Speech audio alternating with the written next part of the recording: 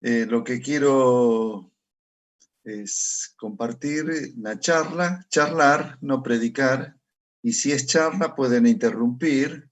Cualquiera que quiera preguntar o aportar a lo que se está hablando, haga así con la mano o así, y puede aportar y preguntar también. Bueno, no sé si tienen Biblias ahí. Vamos a ir a la palabra. Y lo que quiero compartirles es por qué la gente escuchaba a Jesús. ¿Qué rasgos tenía él que llamaba tanto la atención de la gente? Queremos ver por qué la gente acudía a él de la manera que lo hacía. Está bien que él era Dios hecho hombre, pero era hombre totalmente, y las cualidades que él tenía para atraer a la gente también nosotros nos la han sido entregadas a nosotros. Así que vamos a ver algunos pasajes. Lucas, capítulo 4, versículo 42. Lucas 4, 42. Dice, cuando ya era de día y salió y se fue a un lugar desierto.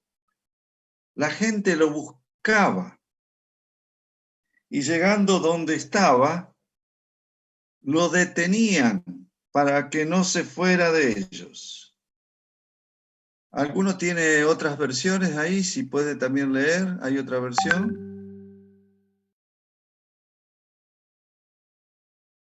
Dale, Julio. Dice, al amanecer, Jesús salió fuera de la ciudad a un lugar solitario, pero la gente lo buscó y llegaron a donde él estaba. Querían detenerlo para que no se fuera. Lee el capítulo 5, versículo 1.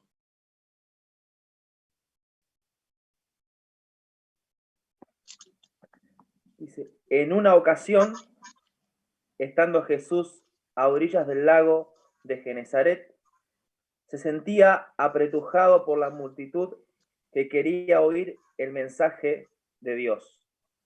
Lo apretujaban. En la otro versículo dice, lo buscaban, lo detenían. Y aquí, versículo 1, 5, dice, aconteció que estando Jesús junto al lago de Genesaret, el gentío se agolpaba sobre él. No sé si tienen por ahí otra versión, aparte de la que leyó Julio. Se agolpaba sobre él.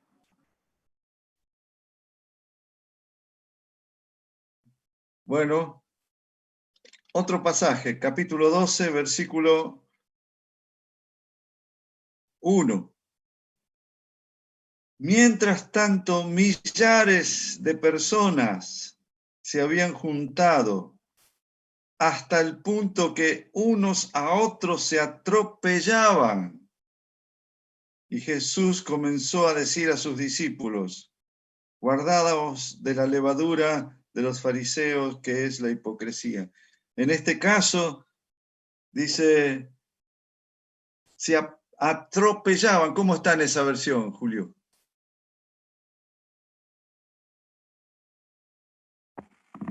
Entre tanto se juntaron miles y miles de personas, tanto que unas a otras se atropellaban. Bueno, ¿qué tenía este hombre que atraía así a la gente? Capítulo 15, versículo 1. se acercaban a Jesús todos los publicanos y pecadores para oírlo. Había de todo. No solamente lo escuchaban los que lo querían, sino los que no lo querían. Escuchaba, atraía a todos. ¿Qué elementos, qué rasgos que llamaban la atención, que atraía a la gente? Yo sé que la gente no escucha con facilidad. Hay rasgos que sí llaman la atención y son rasgos espirituales que van a dar peso a las palabras. Así que vamos a mirar estos rasgos que tenía Jesús. Capítulo 17 de Juan, versículo 3. Y esta es la vida eterna, que te conozcan a ti, el único Dios verdadero, y a Jesucristo, a quien has enviado.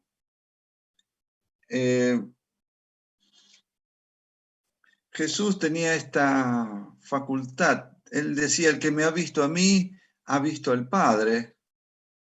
Las obras que yo hago son las que veo hacer al Padre. Las palabras que escuchan son las palabras que recibo del Padre. Él traía revelación del Padre. Bueno, esta es la razón mayor. Pablo en Grecia, en ese templo que estaba mirando los dioses, y muchos escucharon a Pablo, y Pablo les llegó a decir, yo vengo a traerles al Dios no conocido, porque había no había figura, pero decía al Dios no conocido. No había estatua, pero la tarea nuestra es revelar, traer revelación por el Espíritu Santo de nuestro Señor. Esto no la puede hacer ni por intelecto, ni por elocuencia. No, esto lo trae la llenura del Señor, y uno revela lo que hay lleno, lo que tenemos lleno nosotros. Entonces, esto atraía tanto a la gente. Él revelaba al Padre. Juan llega a decir lo que hemos visto y oído. No solamente habían escuchado, habían recibido revelación. Y esto es muy importante en el lugar donde estamos, nuestra casa, nuestro trabajo, no sé, con los compañeros, amigos, vecinos. Señor, que todo nuestro ser revele al Padre y al Hijo por el Espíritu Santo. Traer revelación a la gente del Dios no conocido, pero que ahora lo conocen a través nuestro. Bueno, otro elemento por el cual la gente seguía a Jesús. La gente seguía a Jesús por la capacidad, esto lo vemos en Mateo 5, versículo 11. Bienaventurados seréis cuando por mi causa os insulten, os persigan y digan toda clase de mal contra vosotros, mintiendo. Sufrir por Él. Sufrir por seguir al Señor. Ese pasaje que leyó al principio Alfredo, hoy tuvimos reunión de pastores y justamente leímos ese pasaje, pensé si nos habías visto, Alfredo. porque justamente leímos ese pasaje. Mirá que la Biblia es grande, ¿no? Y leímos Primera de Pedro 1. Sufrir por el Señor, por seguirle a Él. Eso llama la atención de la gente.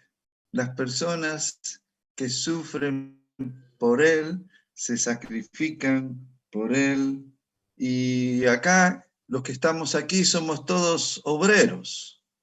Y la obra no sé a ustedes, la obra nos hace sufrir. ¿Quién dice amén? Sí, sí, te hace sufrir la obra. Y si no estás dispuesto a padecer por el Señor, no te metas en la obra, porque aquí te vas a encontrar con tantas cosas, algunos son ladrillos que no están edificados y los pusiste pero no están edificados y el diablo los robó, los sacó. Tantas cosas que nos desilusionan en la obra. La obra trae sufrimiento. Y Jesús supo esto y parte del ministerio de él era sufrir por el reino de Dios.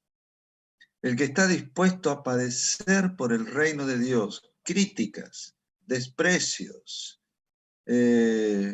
por allí te enteraste que hablaron mal de vos, que chismearon, que dijeron muchas cosas y no pudiste defenderte, ni pudiste aclarar las cosas.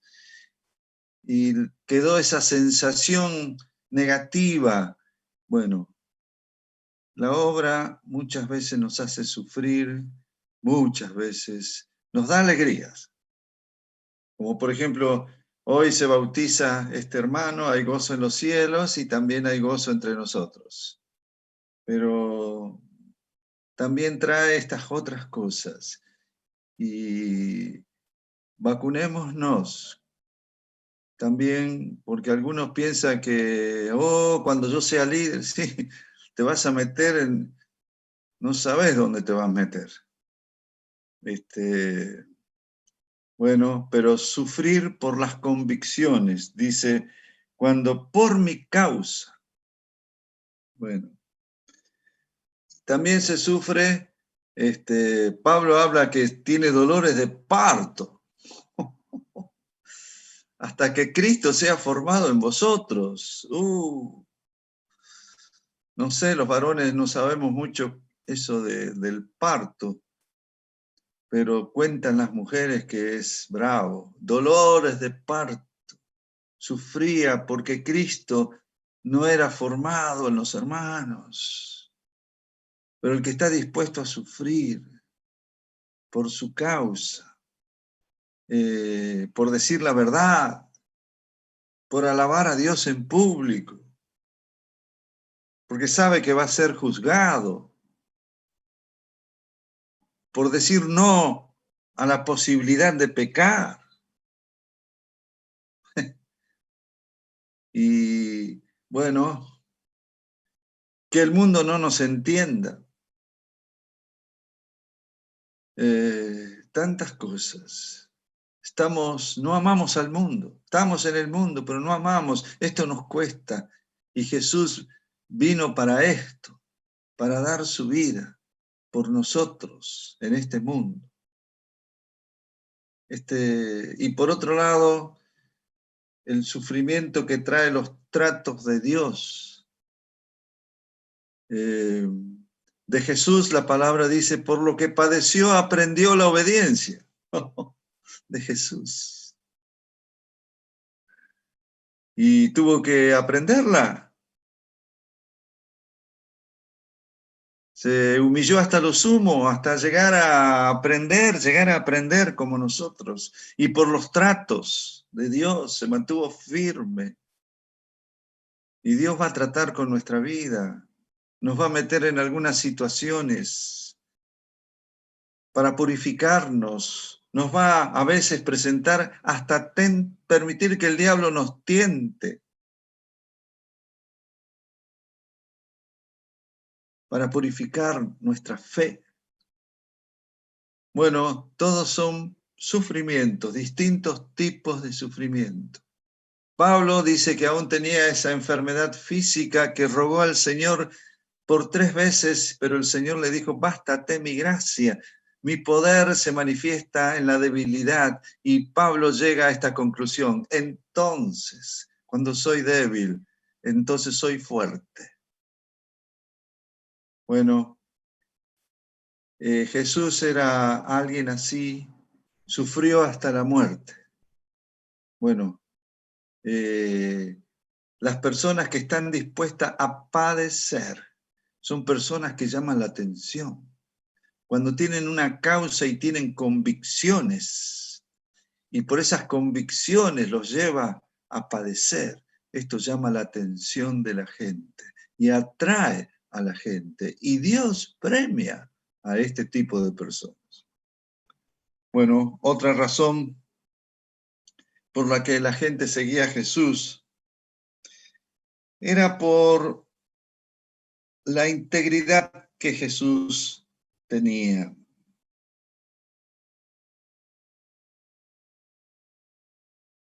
Aún los que lo perseguían, aún los que querían su muerte y querían encontrarle alguna situación donde poder acusarle, le vinieron un día y le dijeron, sabemos que eres hombre recto, que siempre dices la verdad y que no haces diferencia entre uno y otro. Su integridad. La integridad llama la atención. Y Dios la bendice. Si no, fíjense en Job, la integridad de Job. Cómo el Señor lo exhibe aún ante las tinieblas. ¿No has visto a Job que no hay, le dijo a Satanás, que no hay otro como él en integridad? La integridad, donde uno puede ser igual en todos lados, en la casa, en el trabajo, con los hermanos, jugando al fútbol. Es igual, es íntegro. La persona íntegra es una persona completa. Es íntegro en todos lados, su manera de hablar, de pensar. Lo que habla es porque lo piensa y lo que hace es porque lo pensó y lo habló. Es lo mismo, es íntegro. Íntegro significa que está completo. No está dividido dentro de él. No tiene pensamientos divididos. No tiene muchas metas, tiene una sola. Cristo Jesús. Bueno, es íntegro. Está expuesto constantemente. Él sabe que Dios lo está mirando. Mira su corazón, mira su mente, mira sus intenciones. Es íntegro. La gente no está acostumbrada a ver personas íntegras. La gente está acostumbrada a ver payasos, máscaras, actores. Pero cuando aparece algún íntegro, llama la atención. No miente. No tiene una doble personalidad. No está un día en el cielo y otro día en el infierno. Es íntegro. No oculta las cosas. No oculta si peca. Confiesa. Es íntegro. Si tuvo algún problema en el día, lo va a aclarar antes de la noche. Porque es íntegro. ¿Por qué seguían a Jesús? Porque él era totalmente íntegro. Jesús no dijo, yo digo la verdad. Jesús dijo, yo soy la verdad. No dijo, yo le voy a mostrar el camino. No, él dijo, yo soy el camino. Él era lo que decía. Íntegro. La gente lo seguía. Eso llama la atención. Otra cosa que llamaba la atención de Jesús. En Mateo 9, versículo 36,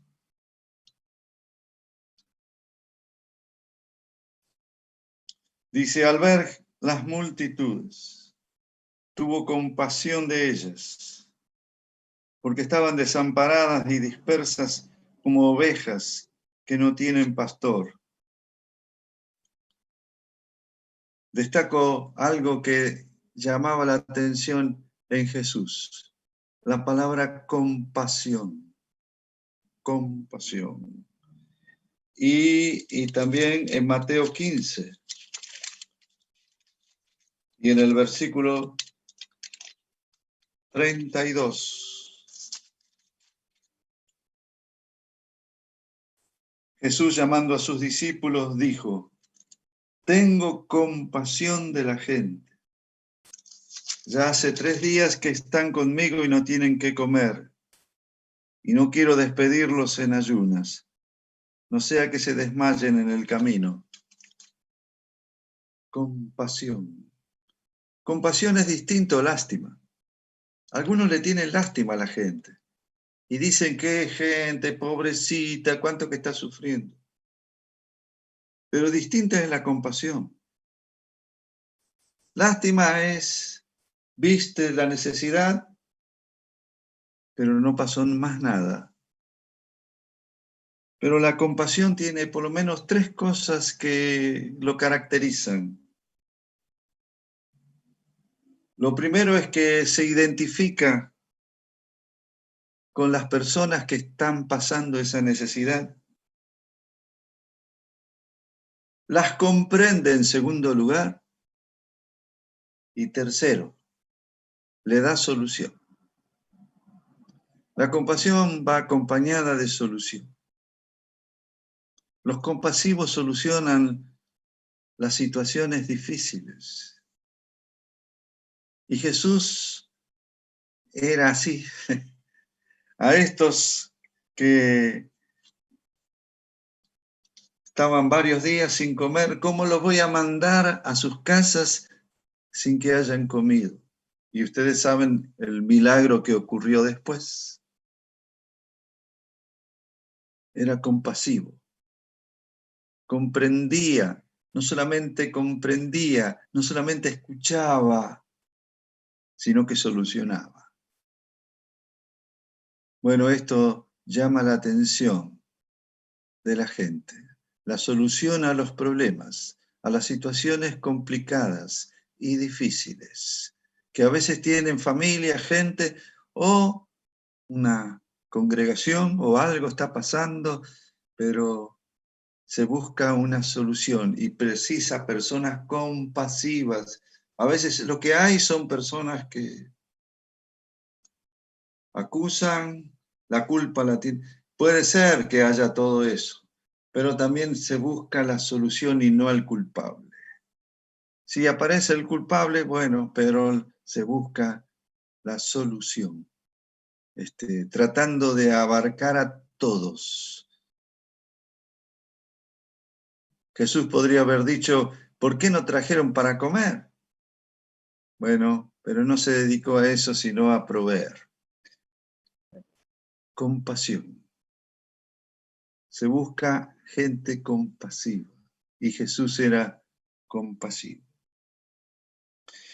Otra razón por la que la gente seguía a Jesús y era por los carismas.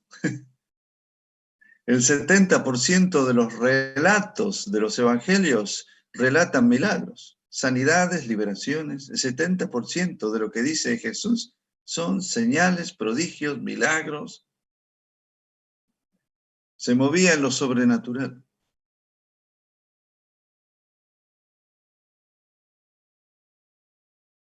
No se sabía qué podía pasar los 5 minutos que venían al estar con él. Se movía en lo sobrenatural, en el espíritu. Sí, podía planificar algunas cosas, pero no muchas. Y lo que se planificaba podía ser movible. Caminar en el espíritu, el movernos por los dones del espíritu, por la guía del espíritu, por la voz de Dios. En el bautismo, cuando se bautizó, fue lleno del Espíritu Santo. El Espíritu bajó sobre él como paloma y oyó una voz del cielo que le decía: tú eres mi Hijo amado. Entrar a escuchar la voz de Dios. Hoy un hermano me habló y me dijo: ¿vos sabés que Dios me habló? Y le digo: ¿qué te dijo? Me dijo justo lo que yo necesitaba para una situación mía, que me tuvo mal todos estos meses. Bueno, la voz de Dios hablándote en lo personal. La voz de Dios escuchándola a través de algunos hermanos. La voz de Dios que viene por las Escrituras. La voz de Dios que te viene en sueños o por palabra profética.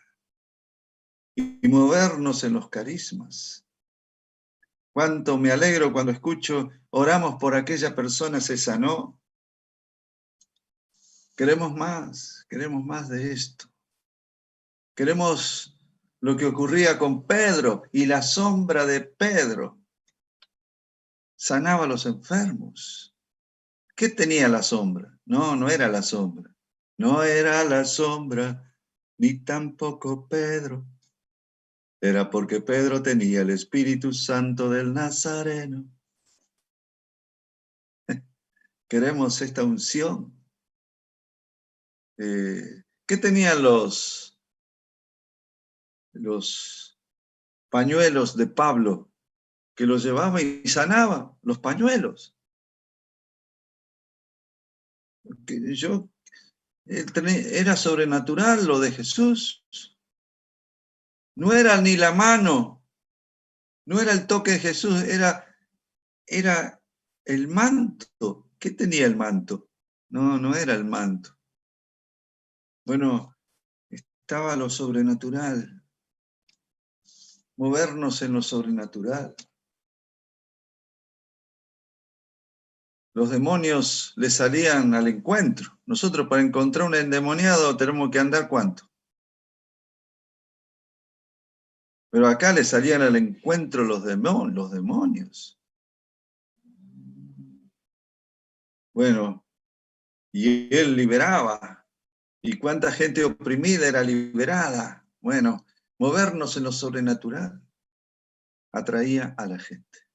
Él no precisaba decir o publicar: hay sanidades. No, la misma gente te lo publica, la misma gente te hace la propaganda. Y esto atraía a la gente. Alguien dice: pero uno puede orar por teléfono. Claro que puede orar por teléfono. Por teléfono ha habido... ¿Qué dijiste, Alfredo? Que alguien fue lleno del Espíritu. ¿Cómo es? Mirá vos, por teléfono. El sábado pasado, mientras que orábamos en el encuentro con los jóvenes, un joven fue lleno del Espíritu.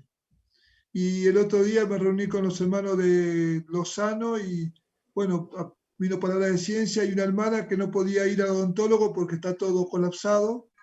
Sintió como un fuego en la boca y de repente dice: se me fue el dolor, y no podía ni mover la boca del dolor que tenía. Yo ni sabía, obviamente me enteré mucho después, ¿no?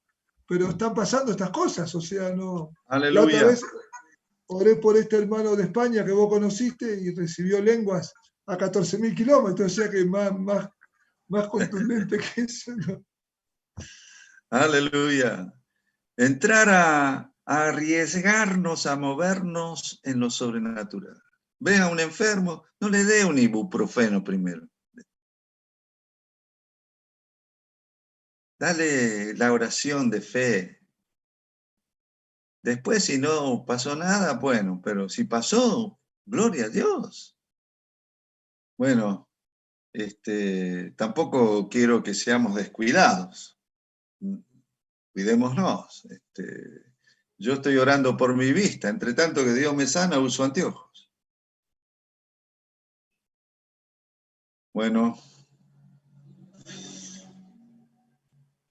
¿por qué le seguía la gente a Jesús? Porque revelaba al Padre. Porque por las convicciones pasaba sufrimientos. Porque era íntegro. Porque era compasivo. Y porque se movían los carismas. Y por algo más, la gente seguía a Jesús. En Juan 15. Juan 15, versículo 11. Estas cosas os he hablado para que mi gozo esté en vosotros y vuestro gozo sea completo. Jesús era gozoso. Es difícil seguir a un serio, te lo digo. Mírate en el espejo. A ver qué cara tenés.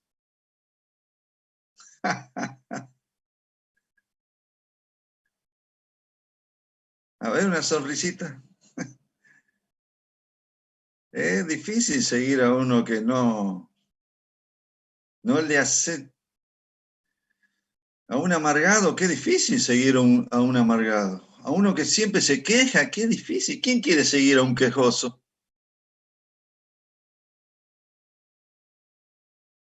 Pero la gente quiere seguir a la gente que es feliz en Cristo, pase lo que pase. Mi gozo estará en vosotros y vuestro gozo estará completo, cumplido.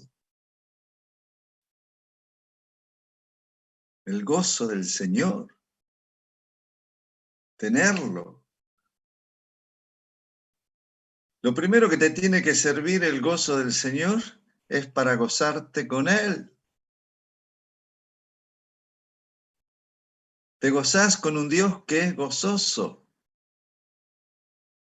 Lo segundo que te tiene que servir el gozo es para reírte de vos.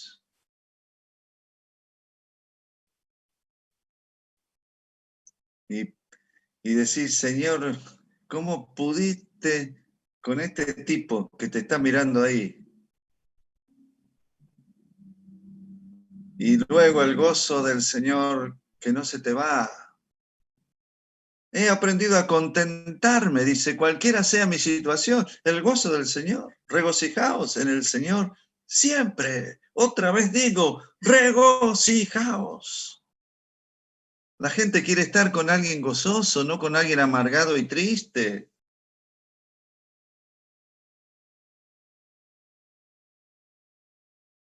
Los discípulos eran gozosos, porque Jesús se le dejó esto como herencia. Mi gozo estará en vosotros. Y entonces el gozo de ustedes se cumple. Por eso seguía la gente a Jesús. Entre tantas cosas.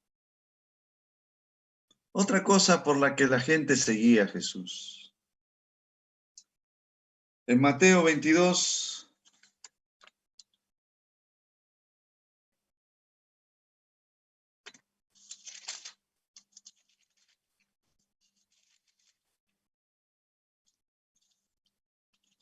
versículo 16, algo les dije recién.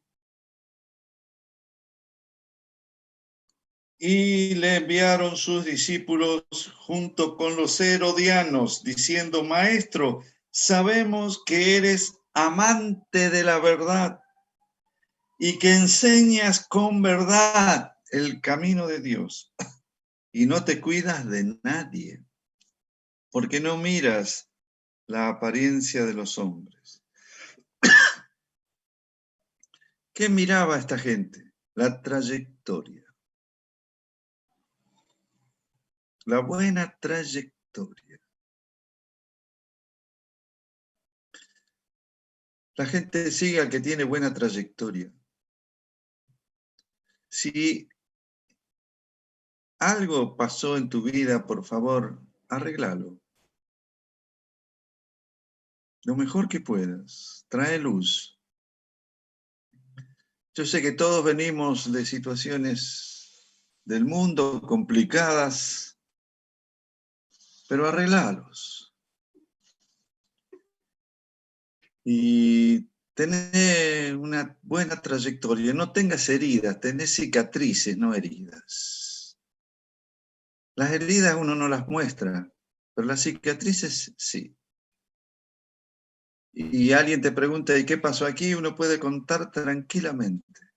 Pero la herida, cuando supura, es difícil mostrarla. Tener una buena trayectoria. En Dios, con la gente, en la familia, en el trabajo.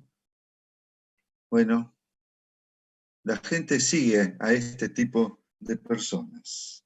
Sabemos que eres amante de la verdad, que enseñas con verdad el camino de Dios y no te cuidas de nadie.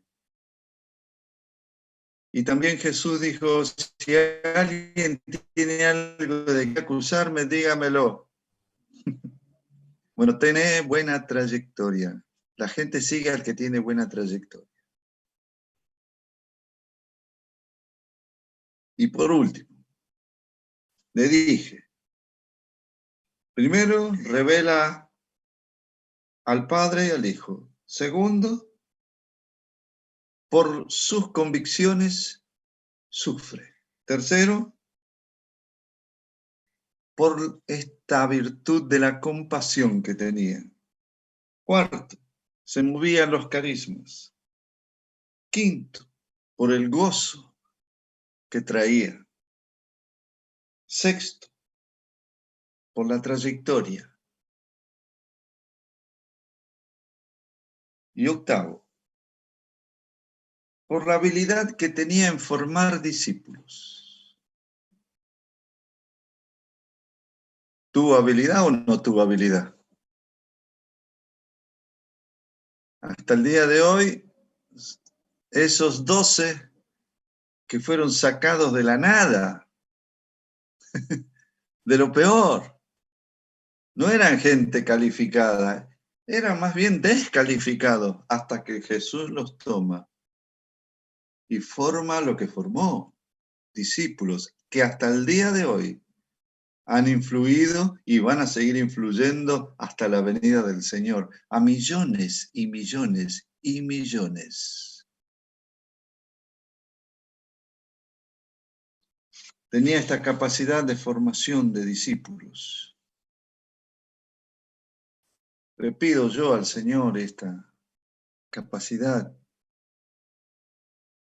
para formar discípulos, militantes,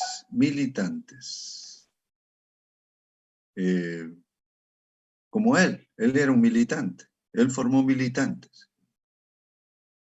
Que se sepa, casi todos murieron antes de tiempo, como él, dieron su vida, menos Juan. Militantes. Y estuvieron por tantas partes del mundo, la India, España, tantas partes, militantes.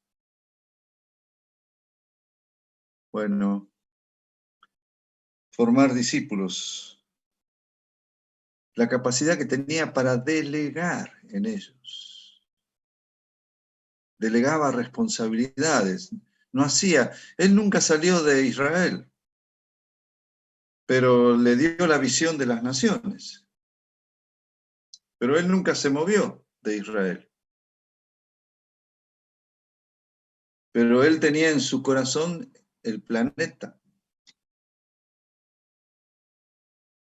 Y metió eso en el corazón y en la cabeza de los discípulos, el planeta. Se lo decía de muchas formas. Constantemente estaba sobre eso. Delegaba. Organizaba.